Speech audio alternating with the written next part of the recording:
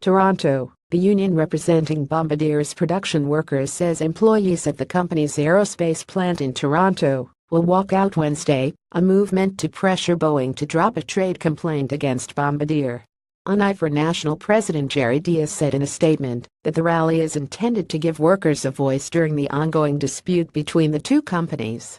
Read more. He said Bombardier workers are well aware that Boeing has no case and that workers will end up paying the price as corporations fight this out. Boeing has filed a trade complaint accusing Bombardier of selling its Xeris passenger jets to a U.S. airline at an unfairly low price with help from government subsidies. Read more. The U.S. International Trade Commission will release the preliminary results of its investigation next week, and a finding against Bombardier could result in fines or tariffs.